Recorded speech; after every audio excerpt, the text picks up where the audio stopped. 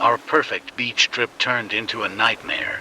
We were a small group of close friends embarking on a thrilling adventure to St. Augustine for a weekend getaway, cruising along the highway towards our accommodations when Tim suddenly noticed a cemetery along the way.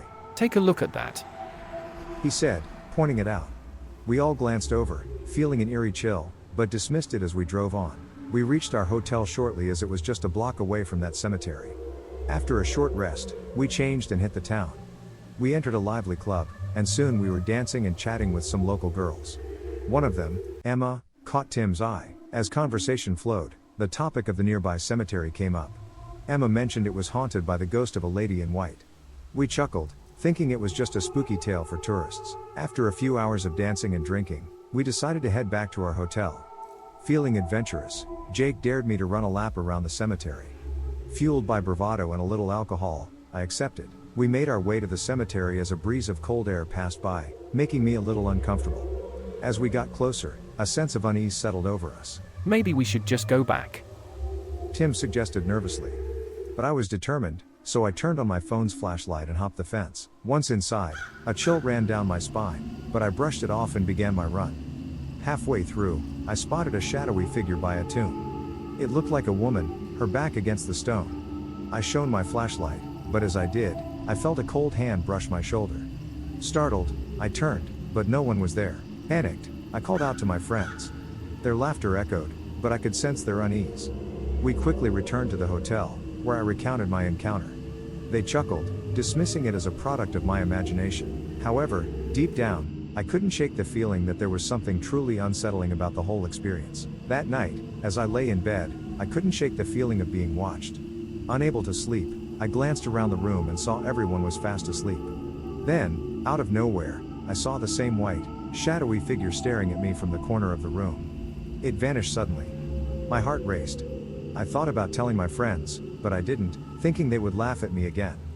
I was too scared to sleep. I started chanting God's name, hoping it would bring me some comfort. We were all woken up by a loud banging noise, like someone was knocking on the door, but it was coming from the cupboard. We looked at each other, scared and confused. Dave gathered up his courage and opened the cupboard door. There was nothing inside except our clothes and bags. Tim suggested we go to the front desk and request to change our room, but it was too late, so we brushed it off and tried to sleep. I don't know when I fell asleep, but I was woken up by Dave, panicked and shouting, guys, look at this." He was pointing at the cupboard and the floor. As we all got up, we saw the cupboard door wide open with a few of our clothes scattered on the floor. An eerie feeling settled over us, and we knew something wasn't right. We checked for our belongings, but nothing was missing. We talked to the front desk about the incident, and they said they would go through the CCTV footage and send someone to check our room lock. We tried to enjoy ourselves at the beach, but we all felt uneasy about the morning incident. Following our outing, we returned to the hotel around midnight and inquired at the front desk about the footage. We were informed that nothing out of the ordinary had happened, and the room locks were working fine. Hearing this, we all felt a little uncomfortable, discussing who could have unlocked the cupboard and thrown our clothes out. As we walked back to our room, Tim turned to Dave. "This has to be you, Dave. Are you playing a prank on us?" Dave swore he had nothing to do with it. We tried to settle down, trying to shake off the unease. As Jake left for the bathroom to freshen up, the rest of us were having a normal conversation when all of a sudden, the room lights started flickering.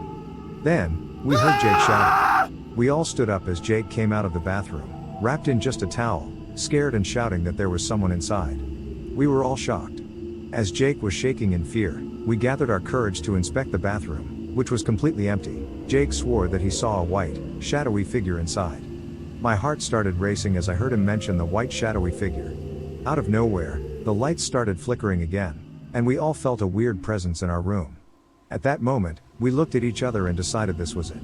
We packed our bags and checked out, leaving for home immediately. As we left the hotel and were passing by the cemetery again, I felt a strong urge to glance back. That's when I saw the shadowy figure staring towards us, sending a chill down my spine. A few weeks after the trip, we got together, discussing the eerie experience. To this day, we have no explanation for what we went through. Even now, I get a weird sensation in my stomach when I talk about it. Winter getaway turned into the scariest night of my life. Hey there, I'm Emily. My friends K, J, M, and I went to a mountain resort for a skiing trip, something we used to do every winter before the corona pandemic hit. We were all pretty excited since it had been 2 years our last visit. But what I planned as a fun getaway quickly turned into a nightmare for me. We reached our resort late in the evening, surprised by how uncrowded it was. Walking towards the front desk, we noticed a family with a young girl, probably around 5 to 7 years old, standing near the elevator. As we passed by them, the girl looked at me and gave a very weird smile. A strange feeling of unease washed over me when I saw her smiling, but I couldn't quite put my finger on why. I brushed it off as my imagination running wild. We checked into our room and got ready for a night of rest before hitting the slopes the next day. I was really excited for tomorrow's skiing since it had been 2 years since we last went. We were all hanging out in J&M's room, laughing and enjoying a few drinks and dinner. After a while, Kay and I headed back to our room. When we got inside, Kay went to the washroom to freshen up while I went straight to bed. I had no idea when I dozed off, but I was woken up by the sound of a girl giggling. Still half asleep, I thought it must be the girl I saw earlier today in the next room and tried to go back to sleep. But as soon as I closed my eyes, I heard a very clear voice of a girl saying, "Come play with us." right next to my face. I was shocked as a chill ran down my spine. I quickly looked around the room, which was dimly lit by the moonlight coming from the window. There was no one in the room except Kay and me. Thinking this was just my imagination and the drinks I had, I tried to sleep again. I don't know how long I was asleep, but I was woken up again when I felt a cold hand grab my ankle and try to pull it. I panicked and shouted, waking Kay up in the process.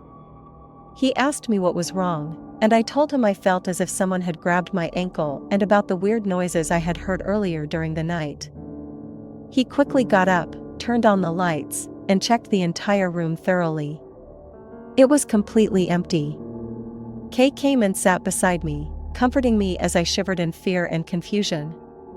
He told me I was probably just exhausted from the long drive and the drinking, and that I must be imagining things.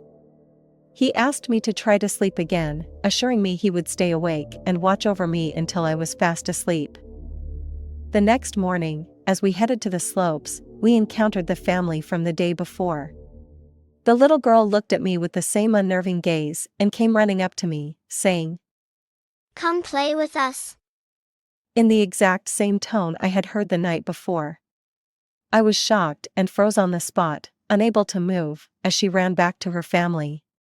My friend Jay shook me out of my stupor, urging me to join the group, and I continued my day skiing down the mountain, still trying to process what I had just experienced.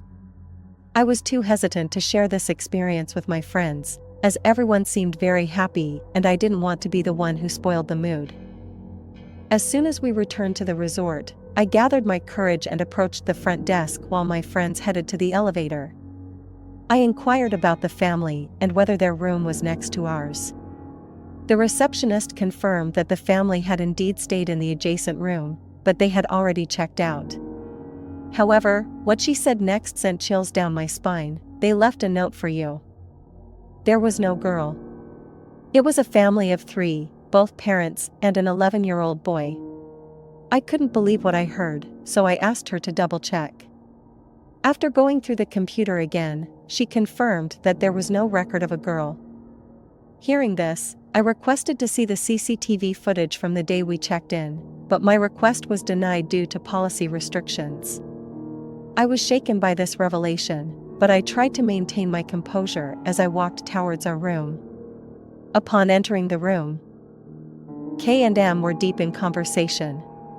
When I asked them if they remembered seeing a little girl around 5 to 7 years old near the elevator on the day we checked in, they both denied seeing anyone fitting that description.